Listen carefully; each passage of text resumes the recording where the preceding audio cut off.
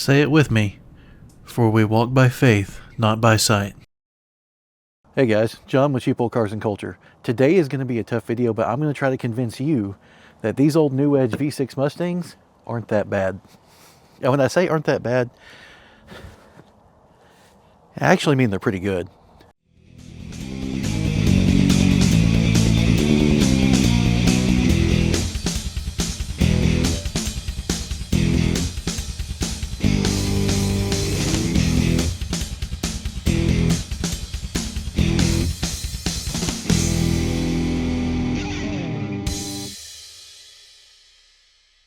So what is it about these cars that makes them a lot better than people give them credit for? Well, first, let's look at what people don't like about them. It's not that quick in a straight line, and the chassis is kind of flexible. Not gonna talk about fixing the quick in a straight line part, because honestly, that's not even what I'm here for. If you measure a car based on its straight line performance, not the wrong channel for you, but I'm more about corners. And so, 193 horsepower V6 might be the car for you. This particular car is a 2002 V6. My wife bought it in early 2004. She bought it when it was a year and a half old, had about 18,000 miles on it at the time. Car has 108,000 miles on it now. So we've put 90,000 miles on it together. She and I got together in 05. And so I've been maintaining this car for 20 years. She's had it for 21 years. And it's just really been a good car. Now here's the reason these cars are actually pretty good.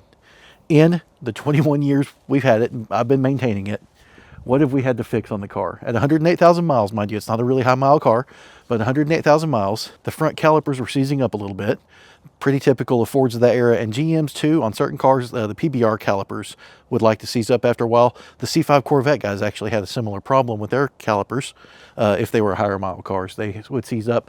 It turns out the PBR calipers that were on the C5Ettes were the same ones that were on the Bullett's Mach 1's Cobras. The front brakes in this car have been upgraded to the Bullitt Mach 1 Cobra brakes because the factory calipers started seizing, and it wasn't really that expensive to go ahead and change these out. The 13-inch Cobra rotors were actually the same price as the standard size rotors, which are like 11-inch or something like that. I can't remember exactly, but if they're the same price and the calipers were the same price, I'm going to be spending $300 if I replace the factory stuff, or $300 to get Cobra stuff. So Cobra stuff. The engine is completely stock. I can show you the engine. Like, it is one of the best looking engine bays of a car this old at this point. One of these Mustangs, most of them are beat and kind of gratty, but this one looks really nice. I've done short tube headers on it because the AC condenser drips on one of the factory manifolds. It cracked at about 90,000 miles, so I put shorty headers on it. One of the headers doesn't line up with the exhaust pipe exactly, so we still have a little bit of an exhaust leak that I have to fix. We'll get to that later. Other problems the car's had in terms of maintenance that it's needed in 108,000 miles. The two little idler pulleys on the front of the motor, those bearings went out in those, and then the pulley on the tensioner went out too, so I just replaced the whole tensioner. Guys, it is cold out here. It's cold and windy. I was at my house filming some stuff, and it wasn't windy, and so it was fine. But now with the wind, and it's coming in from the north, burr. We at one point started having an issue with the car where it would get to a really low idle and sometimes die at a stoplight. That was the camshaft position sensor going out. I replaced it, $150 or whatever it was at the time, completely fine. I have done a few other things to the car. We got the shorty antenna. I got the black badges instead of the chrome here. I've lowered it a little bit. If you haven't seen my other videos on that, I lowered it with 99 Cobra springs in the front that are half coil cut off of them. I don't typically condone cutting springs because you do stiffen the spring. With less free coils there, even if it's a specific rate spring that is the same all the way through its travel, when you cut coils, you do stiffen the spring. You can look into the math on that. I might actually show it in a different video. And then I've done Mach 1 springs on the rear. So 500-pound springs in the front, 250-pound in the rear, quite a bit stiffer than it was from the factory. The rear shocks have been changed. It's still on its factory front struts. Those do need to be changed, though. That is something that's needing to happen. And then it's got the Mach 1 chin spoiler, factory Mach 1 wheels, and then the Mach 1 rear spoiler on the back. And just generally, it's been a great car. So outside of it being reliable, is it fun?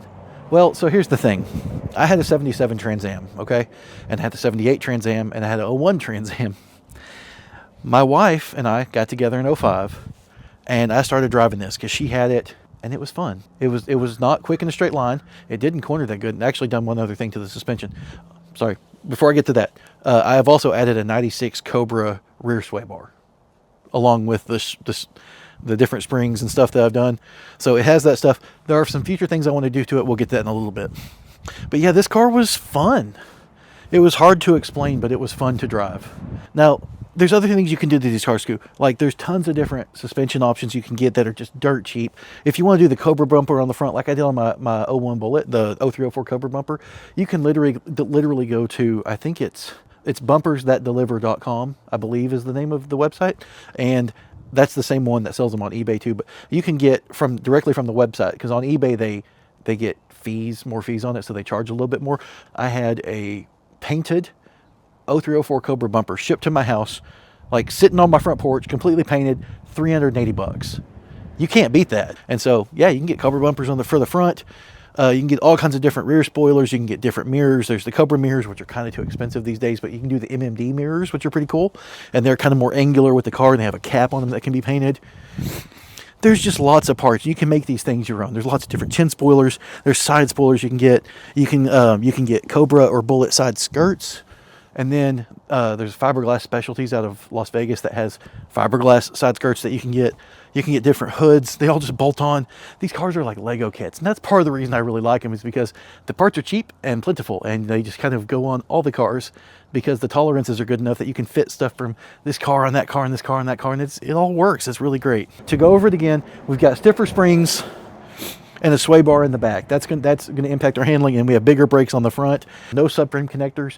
And I mean, just driving it up here to where I'm filming, I can tell you it needs subframe connectors. We're going to kind of put that aside, what you can get these for now, and the enjoyment that you can get out of them for a really, really cheap price, which is a great thing, guys. Let's take this thing out for a drive, and let's see how it drives. Okay, we're out here on the road, and I can definitely hear that exhaust leak. I need to fix that. The car's not lowered too much, and one thing that we've always kind of dealt with this car is a little bit of bump steer. But honestly, with a little extra caster and a little camber, it's not as bad as it used to be, it seems. Seats are one thing we need to talk about. The V6 seats are very low and flat. They don't have bolsters, but you can really kind of spread out. They're comfortable for long drives. My wife and I have been on long drives in this car, vacations and stuff, like long trips, and they're actually pretty comfortable. They're not bad at all, but they're not going to hold you in place in corners. And so, having better seats would be something that you'd want to get if you're going through lots of corners. Now, I am impressed. I am super impressed here. Oh my goodness. There's a little bit of body roll in the front. I don't think I need to change the front sway bar. I think I need to, because the car's pretty light and it's got stiffer springs, I don't think I need to actually make the front sway bar stiffer. If it was an autocross car, I'd say probably. So but I don't want to go crazy with this one. What I think would actually be good for this car is, that guy's got a trailer in my lane. Always got to watch out for that out here, because people will just come down across your lane. All right, we got to take it slow here. No accelerate down to that corner, because we're in a little town.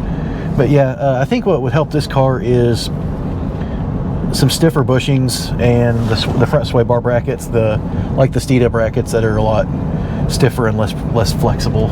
There might be a vehicle stopped up there. They are stopped. What are we doing? So this is a good corner, and I can't kind of attack it because, okay, they were off the road, but I couldn't tell. I could see the cab of that truck sticking up there. Yeah, this is actually really impressive. There's a bump here. Oh, I handled it well. For this V6, we're on Nitto NT 555s, by the way. I know not exactly a great, straight line powerful tire, but they're 320 treadwear. They're pretty good grip for stuff like this. It's like 34 degrees as well, so yeah. The engines in these, it's an SX 3.8. In the last year of 2000, or the last bit of 2004, they got a slightly longer stroke and became a 3.9, but the horsepower is the same. In 99 and 2000, they were 190 horse, and they have a 12-port intake manifold, which I'll show, and it's really interesting because there's short runners and long runners. For 99 and 2000, they had all the ports were open, so just whichever one the air flowed through better.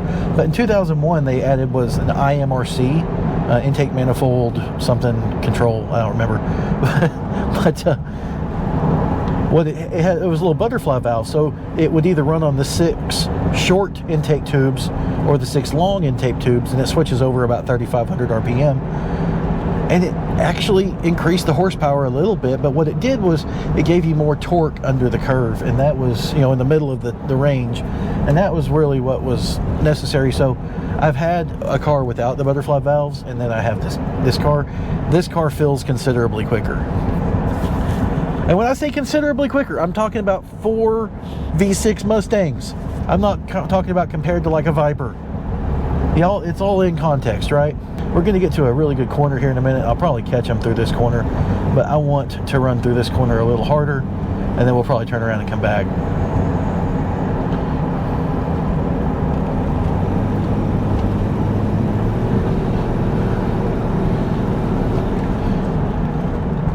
Give it some brake. Hey, a little bit of tire squill.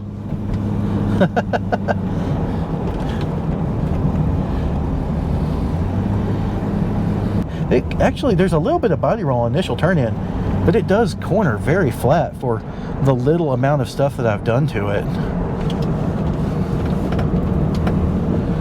It is kind of surprising. Now there, when I got into the really sharp part of the turn, the front right did kind of pick up, and you can feel the body roll a little bit. So it could use a little bit more in terms of keeping it flat in the corners, but it doesn't need a ton. All right, let's find a decent place to turn around down here, and we're going to run back the other way. In the Blue Bullet, I have to be a little bit more careful in corners because it will bring the rear end around. It's a lot more neutral in its handling. In this car, I know it'll push the front first, and so I was fairly comfortable diving into that corner hard enough that the front, you know, the front's going to break loose first before the rear. I wasn't too awful worried about that. Okay.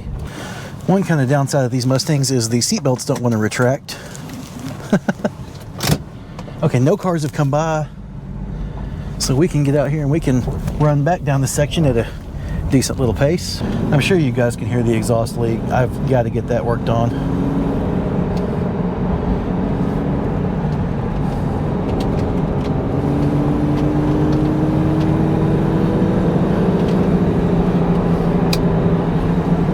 Let it shift into third.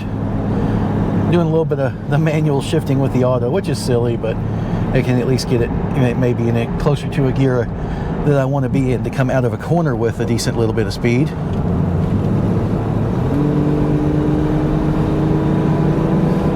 This road's a little bumpy, but the car's actually handling it pretty well. Definitely not disappointed.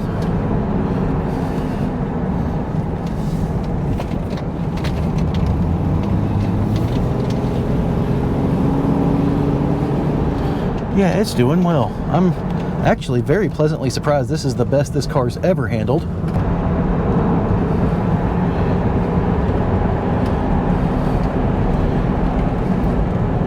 Guys, I am not disappointed with this little V6.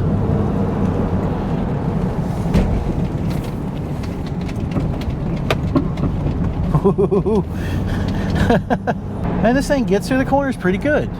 It needs new front struts. I know that. That's like not a mystery or anything. It definitely needs new front struts that would control the front end a little bit, and that might even help with the body roll a little bit because it would help dampen the springs and kind of slow them down of what they're wanting to do. Yeah, guys. And it feels like I'm really doing something because my seats don't hold me in place at all.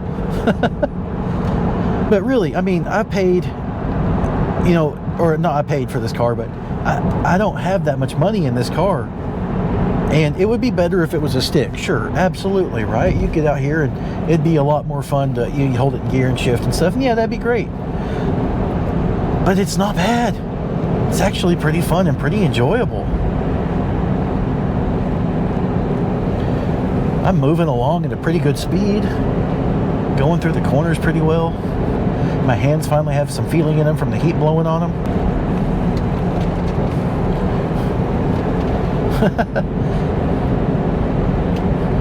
Seat definitely does not hold me in place very well.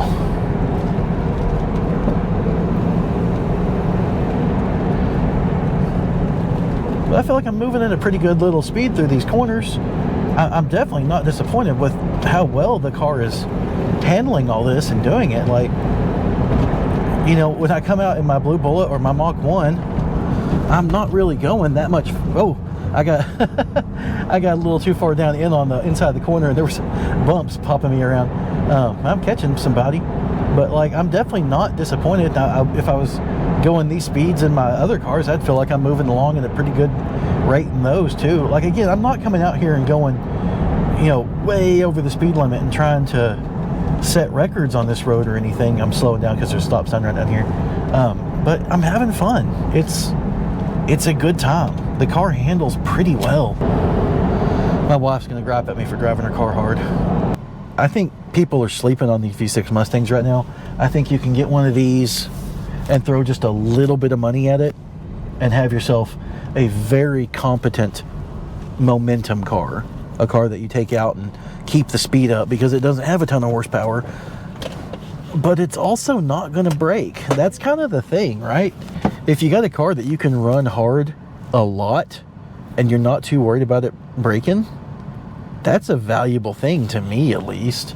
I mean, I would hate, honestly, I've kind of ragged on European cars a little bit, but I would be nervous in a 20-something-year-old BMW taking it out and beating on it a little bit. That would make me nervous because if it breaks, one, it's going to be expensive. I don't have a ton of money to fix expensive catastrophes. And two, it's more likely to break than this thing is. This is a good car. And so, yeah, I really think you take one of these cars, a V6 with a manual, and you could make it a car that could absolutely rip through the corners with 193 stock horsepower. You know, just find a rear end out of a Mach 1, right? Just put the whole rear end in the car. It'll already have vented discs on the rear, which is better. And it'll have 355 gears in it. Aluminum drive shaft, that helps. I think these Mustangs are a lot better than people give them credit for. That was this video. Thank you for watching. Like and subscribe if you enjoyed it. I hope you enjoyed this one. This will be my Saturday video. Check out the merch store. Link is in my bio and in the video description. If you want to buy a shirt and support the channel, I would super appreciate that. I'll see you in the next one, guys.